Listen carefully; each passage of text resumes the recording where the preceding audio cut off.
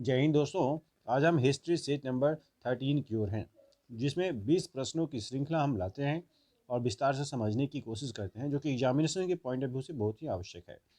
प्रश्न संख्या 1, ब्रिटिश संसद के लिए चुना जाने वाला पहला भारतीय कौन था?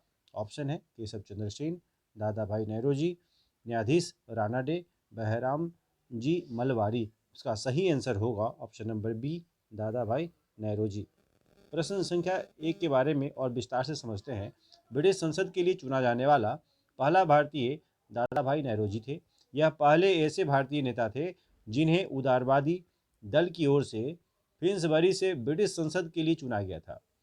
इन्होंने ही अपने लंदन प्रवास के दौरान अंग्रेजों को भारतीय समस्याओं से अवगत कराने के लिए लंदन इंडियन एसोसिएशन और ईस्ट इंडिया एसोसिएशन की स्थापना की थी।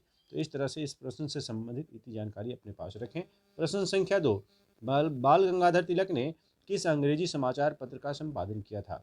ऑप्शन है the Maratha, the Bombay Chronicle, young India और केसरी।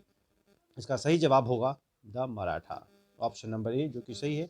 इस प्रश्न के बारे में विस्तार से समझते हैं। अपने विचारों के प्रचार प्रसार के लिए बाल गंगाधर तिलक ने द मराठा नाम से अंग्रेजी समाचार पत्र का संपादन किया था। इन्होंने मराठी में केसरी नाम से भी समाचार पत्र का संपादन किया था। 2 जनवरी 1881 को ही इसका संपादन किया था। याद रखें, यह भी कभी कभी डेट से भी प्रश्न आते हैं। तिलक ने अपने पत्र के माध्यम से आम जनता में स्वराज की लहर दोहरा दी थी। तो इतनी सारी जानकारी इस प्रश्न से संबंधित आप रखें। प्रश्न संख्या 3 की ओर बढ़ते हैं। मुस्लिम लीग ने पहली बार पाकिस्तान की मांग कब की थी? ऑप्शन है 1939, 1940, 1937, 1942। इसका सही जवाब होगा 1940, 1940 में 1940 का सही जवाब होगा। अच्छा, इस प्रश्न के बारे में कुछ और भी जानकारी विस्तार से रखते हैं। नवंबर 1939 में जब कांग्रेस मंत्रिमंडलों ने अपने पदों से त्यागपत्र दिए, तो 22 सितंबर 1939 को मुस्लिम लीग ने संपूर्ण भारत में स्वतंत्रता दिवस मनाया था। द्वितीय विश्व युद्ध के आरंभ होने से, आपको पता होगा, द्वितीय विश्व युद्ध 1939 से 1945 तक चला था।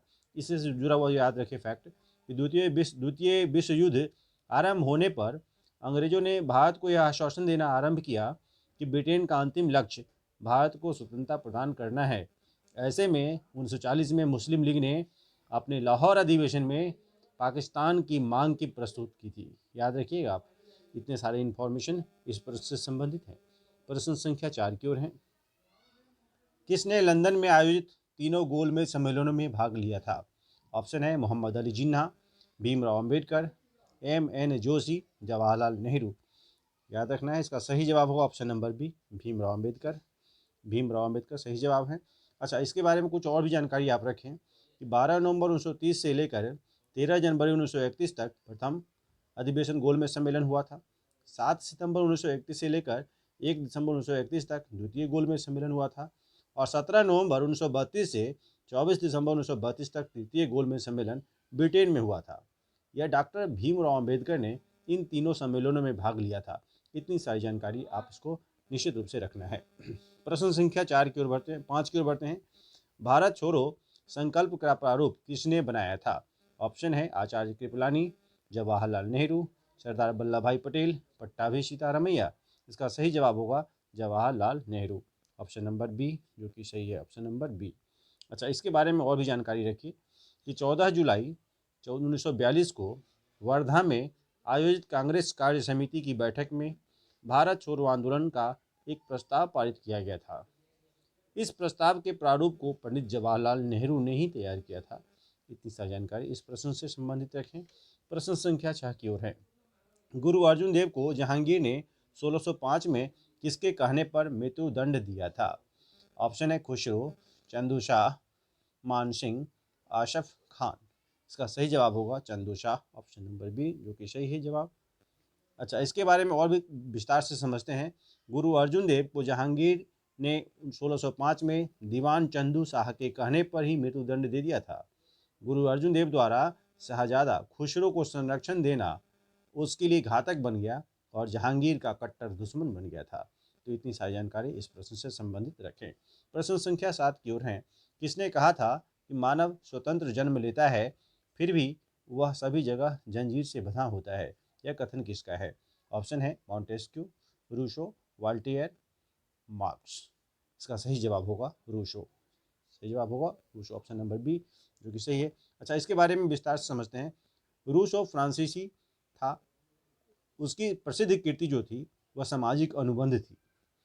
इसमें उन्होंने यह समस्या पर विचार किया है कि मनुष्य ने प्राकृतिक दशा से किस तरह निकलकर सब समाज का निर्माण किया है। उसका कथन था कि मनुष्य जन्म से स्वतंत्र है, परंतु वह सर्वत्र जंजीरों से जकड़ा हुआ है। तो इतनी सारी जानकारी इस प्रश्न से संबंधित रखें। प्रश्न संख्या 8 की ओर बढ़ते हैं। नाजियों द्वारा किस पुस्तक को अपना बाइबल माना गया है? Das Kapital, war and peace, Mein Kampf, communist manifesto. Mein Kampf जो कि हिटलर के द्वारा लिखा गया है, मेन कैंप, याद रखिए, ऑप्शन नंबर सी सही है। अच्छा, इस प्रश्न से संबंधित और भी जानकारी रखिए। हिटलर के नेतृत्व में नाजियों का उदय 1920 से 1930 ईस्वी के बीच यूरोप में ही हुआ था। हिटलर ने मीन कैंप नामक पुस्तक की रचना की थी, जिसमें उसकी विदेश नीति की झलक मिलती है। इसी पुस्तक को नाजियों द्वारा बाइबल माना गया था। इतनी सारी जानकारी इस प्रश्न से संबंधित रखें। प्रश्न संख्या 9 की ओर। ऑपरेशन विजय से मुक्त कराने के लिए प्रारंभ किया गया था। ऑपरेशन विजय से किसको मुक्त कराने के लिए प्रारंभ किया गया था? ऑप्शन है पांडिचेरी, जम्मू कश्मीर, अंडमान और निकोबार द्वीप समूह, गोवा। इसका सही जवाब होगा Goa, option number 4, option number D, जो कि सही है। अच्छा, इसके बारे में जानिए विस्तार से। 17 दिसंबर 1961 को गोवा संग्राम की उग्रता को देखते हुए भारत सरकार ने सैनिक कार्यवाही द्वारा गोवा, दामन एवं दीव पर अधिकार कर लिया था। तो इतनी सारी जानकारी इस प्रश्न से संबंधित रख सकते हैं। प्रश्न संख्या 10 की ओर बढ़ते हैं। प्रश्न संख्या 10। प्राचीन पाषाण युग के निवासियों को निम्नलिखित में से किस विषय का ज्ञान था? चित्रांकन, कृषि, शिकार, पशुपालन। किसका ज्ञान था पूछा जा रहा है, तो शिकार का ज्ञान था। Option number C, hunter gatherer थे, इसलिए याद रखिए शिकार करना उनको ज्ञान था। अच्छा, इसके बारे में विस्तार से समझिए अपन। प्राचीन पाषाण काल के हथियार के अवशेष मिर्जापुर, जो कि उत्तर प्रदेश में है, की बेलन घाटी, पंजाब की सोहन नदी की घाटी तथा मध्य प्रदेश में भीमबेटका की गुफाओं से प्राप्त होता है। इस काल का मानव आग से अनभिज्ञ था।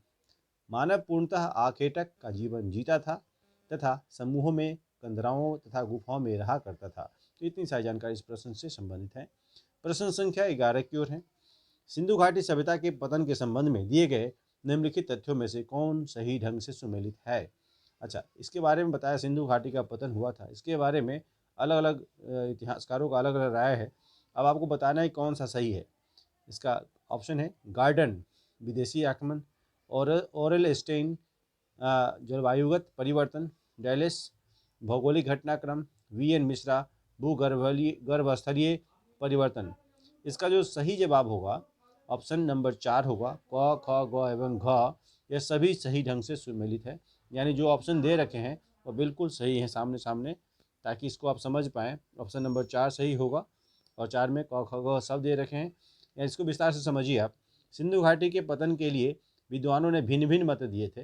बिल्कुल सही है। गार्डन चाइल्ड, मार्टिमर व्हीलर ने बाह्य आक्रमण, ऑरेल स्टेइन व ए एन घोष ने जलवायुगत परिवर्तन और डैलेस ने भौगोलिक घटनाओं का क्रम तथा बी एन मिश्रा ने भूगर्भ स्थलीय परिवर्तन माना है। जबकि कैनेडी, यानी इसके बारे में बताया कि ये महामारी से भी बीमारी, मलेरिया महामारी जैसी बीमारियों से भी माना है। यानी विभिन्न इतिहासकारों का अलग अलग राय है, लेकिन इसमें जो मिलान है वह बिल्कुल सही है। तो ऑप्शन नंबर 4 सही होगा। प्रश्न संख्या 12 की ओर बढ़ते हैं। बौद्धों का वह ग्रंथ, धर्म ग्रंथ, जिसमें गौतम बुद्ध के पूर्ववर्ती जन्मों की कथाएं संकलित है, कहलाता है? जीविक, जातक, विनय पिटक, उपयुक्त में से कोई नहीं। इसका सही जवाब होगा जातक, ऑप्शन नंबर बी, जो कि सही है। अच्छा, इसके बारे में कुछ और भी विस्तार से समझते हैं। जातक कथाओं में भगवान बुद्ध की पूर्व जन्म की कथाओं का संकलन है।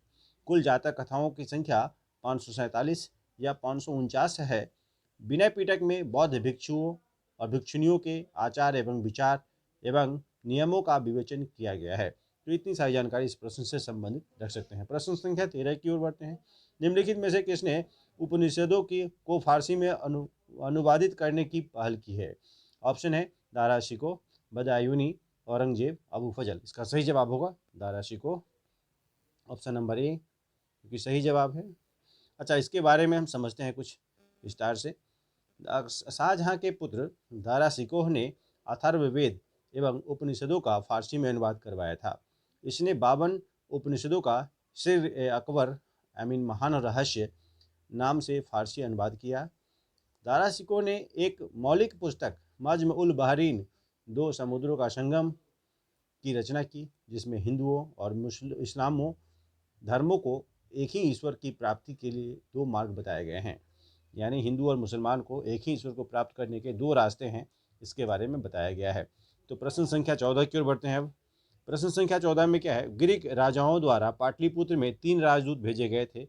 उसके नाम थे मेगास्थनीस, डेमाक्रियस और सेलुकस निकेटर, टॉलेमी, पैट्रोक्लिस, डायोनिसियस। इसका सही जवाब होगा डायोनिसियस, ऑप्शन नंबर डी, जो कि सही है। इस तरह से इसके बारे में हम कुछ और भी जानकारी प्राप्त करें। मेगास्थनीस यूनानी शासक सेलुकस का राजदूत था। चंद्रगुप्त मौर्य के दरबार में 14 वर्षों तक रहा था। उसने अपने अध्ययन में से इंडिका की रचना भी की थी।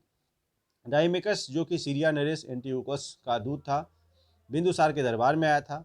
डायोनोसियस, जो मिस्र नरेस टॉलेमी फिलाडेल्फस का राजदूत था, मौर्य सम्राट अशोक के दरबार में आया था। मेगास्थनीज ने चंद्रगुप्त मौर्य के नगर प्रशासन का भी वर्णन किया है। तो इतनी सारी जानकारी इस प्रश्न से संबंधित आप रख सकते हैं। प्रश्न संख्या 15, कश्मीर में श्रीनगर किसने बसाया था? हर्ष, अशोक, चंद्रगुप्त प्रथम, बिंदुसार।